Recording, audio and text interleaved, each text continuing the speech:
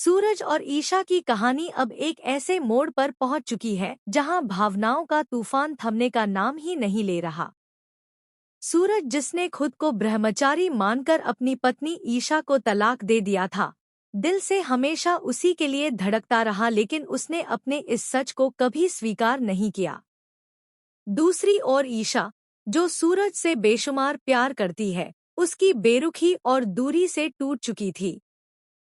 बाबूजी सब कुछ चुपचाप देख रहे थे और जानते थे कि सूरज का गुस्सा और इनकार सिर्फ एक परत है। उसके दिल में ईशा के लिए सच्चा प्यार दबा हुआ है।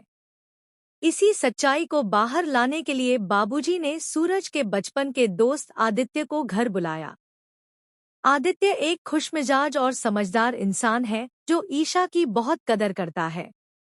वह उससे हंसकर बातें करता है, उसकी भावनाओं को सुनता है और वह सम्मान देता है जिसकी ईशा को हमेशा चाहत थी। यह देखकर सूरज को गहरी जलन होती है, लेकिन फिर भी वह इसे प्यार मानने से कतरा जाता है। असली ट्विस्ट तब आया जब आदित्य ने सूरज को ताना मारते हुए कहा कि कोई भी पत्नी अपने पति का ब्रह्मचारी होना बर्दाश्त कर सकती है, लेकिन उसके साथ जिंदगी नहीं बिता सकती। ईशा ने तुमसे शादी की थी, लेकिन अब उसे अपनी जिंदगी में आगे बढ़ना चाहिए। यह सुनते ही सूरज का दिल कांप उठा और उसके मन में डर बैठ गया कि कहीं ईशा सचमुच उसे छोड़कर किसी और की हो गई तो। यही डर सूरज को रातों की नींद से दूर कर देता है और वह हर पल ईशा पर नजर रखने लगता है।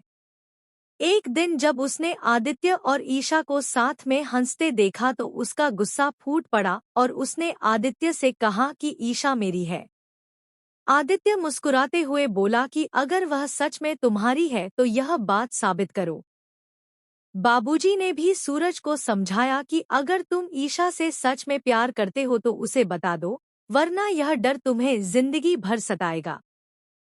पूरी रात सोचने के बाद सूरज को अपनी गलतियों का एहसास हुआ। उसे याद आया कि कैसे उसने ईशा को नजरअंदाज किया, तलाक देकर उसे दुख दिया और उसकी भावनाओं को ठेस पहुंचाई।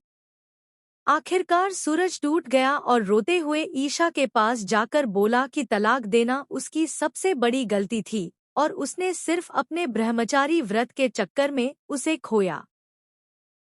ईशा की आंखों में भी आंसू थे।